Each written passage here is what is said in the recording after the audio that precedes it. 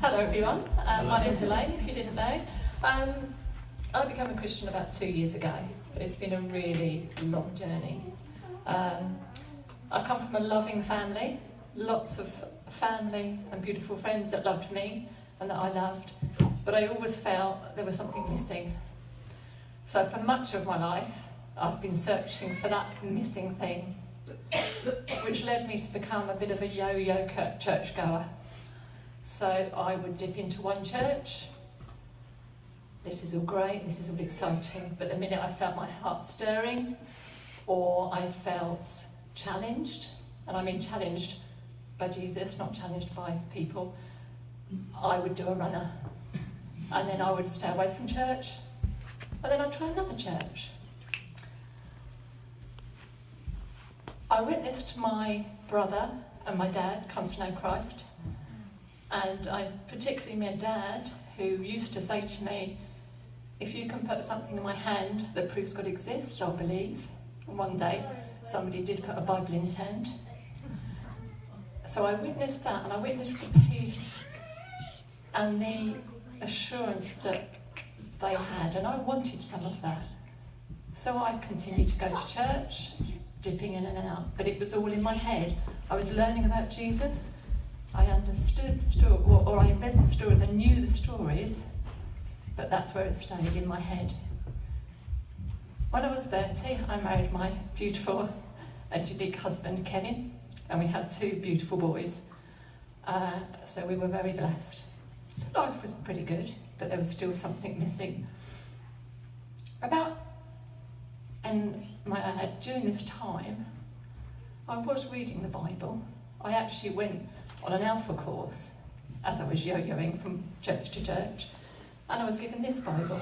So I was reading the Bible, but still it was all about in my head.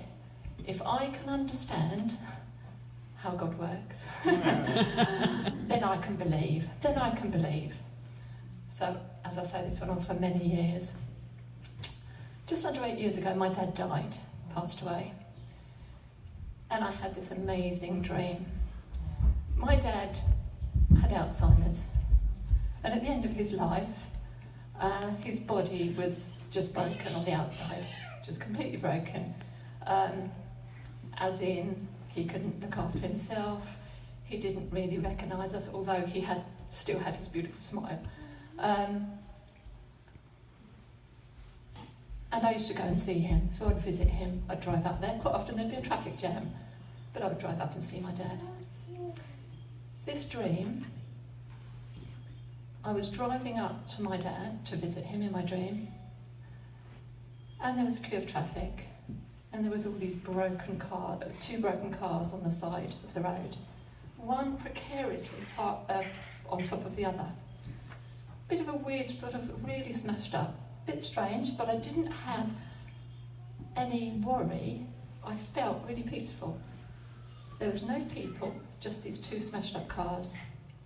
And then I heard a voice, which I know now is God's voice, saying to me, don't worry, I know everything looks smashed up on the outside, but inside everything's fine. So I knew my dad was okay. This dream, because of how powerful it was, and I dream a lot, and dreaming for me was nothing new, but it was so powerful but so peaceful. It led me to read my Bible more and to really start wanting to know Jesus.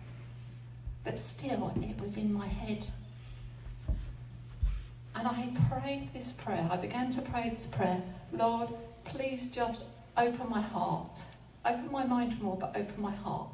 Because I think my heart was just locked, really. Just locked. A couple of years ago,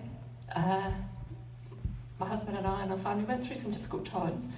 Losing close family, losing close friends. Very difficult. But we came out of that, and life was good.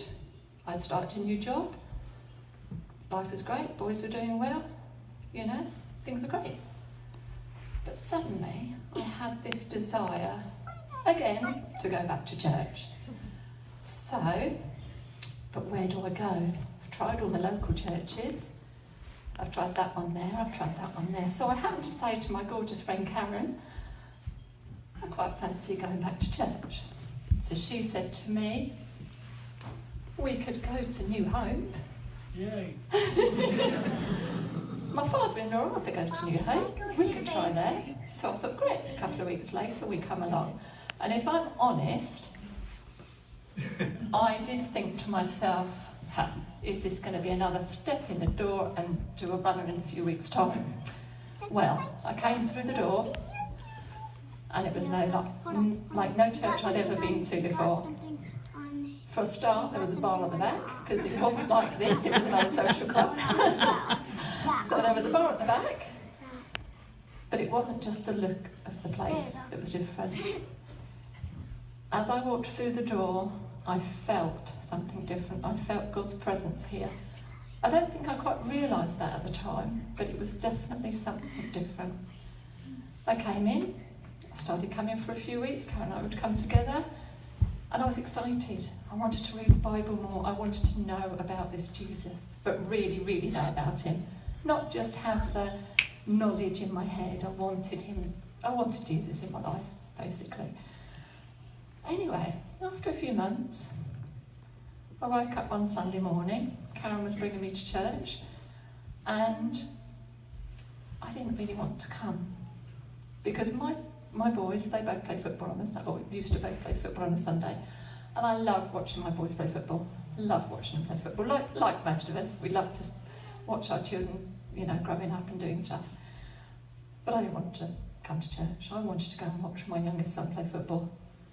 So I got in the car. I think it was the morning that Karen was giving me a lift, and I said to Karen, "Don't really want to be here today." And she said to me, "What do you mean?"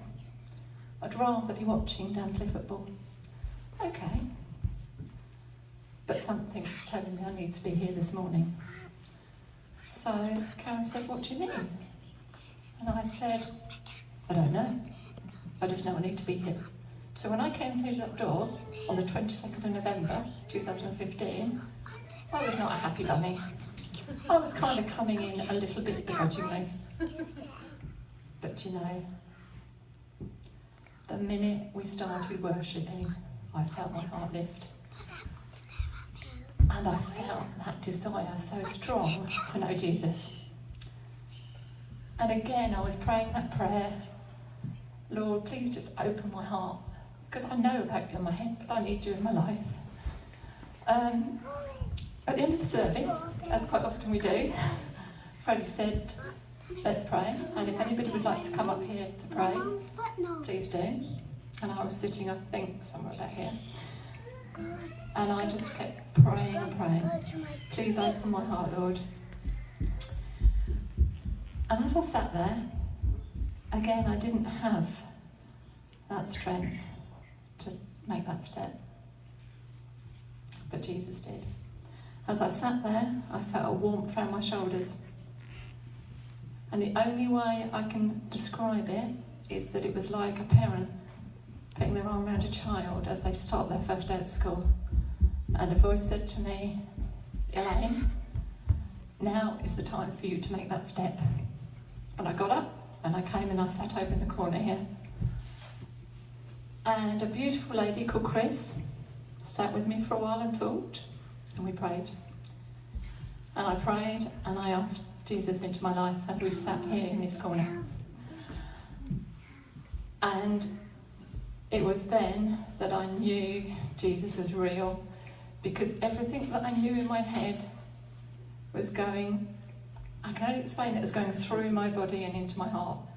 That heart that had been kind of reluctant to open, just opened.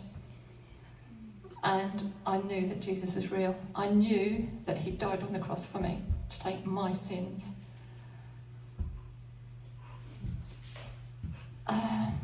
And I knew that he loved me. I was loved on earth by my family and my friends, amazingly. But this love that Jesus has for us is just so much. It's just amazing. It's hard to put into words. Since then, I've been coming to church, but Jesus has been working in my life just amazingly. As I went out of church that morning, some of you might be able to identify with, the world was brighter. Literally, there was a physical brightness to things. A family life has just become more peaceful, more loving. It was loving anyway, but the depth of the love just is stronger. My love for my husband is so much stronger. But that's not me working, that's Jesus working. I used to be a bit argumentative, as my husband will tell you. I would have an argument for argument's sake, to be honest, wouldn't I? Not now. Yeah, life's not perfect. Life's not all roses. But when things are tough, Jesus is there. When things are great, Jesus is there. And you know what I love about Jesus? He's there for the great big things. He's there for the important things. When we're going through bereavement, when we're going through hospital appointments, when we're going through difficult relationships, difficult times, when family life can be challenging, he's there. But he's there for the tiny things as well. And you know where at night, I sometimes wake up with a bit of worry, and I used to be able to not sleep and things like that. But I wake up at night now and I know Jesus is still there. I know Jesus is there when I go to work. I know he's there for all the small things and all the big things. And the peace that I've been searching for, that I could see in other Christians, had finally was here for me. Because I knew Jesus and I love Jesus and I know he loves me. And I just want to read this little verse, because this little card, I used to help out at a holiday club when I was doing my yo-yo church going. And the children were sort of doing stuff on Philippians verse 4, verses 6 to 7, which says, "Be anxious for nothing, but in everything by prayer and supplication with thanksgiving, let your requests be known to God. And the peace of God, which surpasses all understanding, will guard your hearts and minds through Jesus Christ." And I've had that since my children were about 8 or 9. And I happened to find it the other day.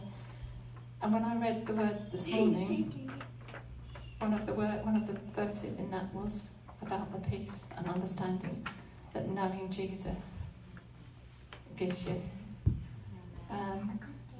Today I want to be baptised because I want to declare that love, that trust and that faith I have in Jesus.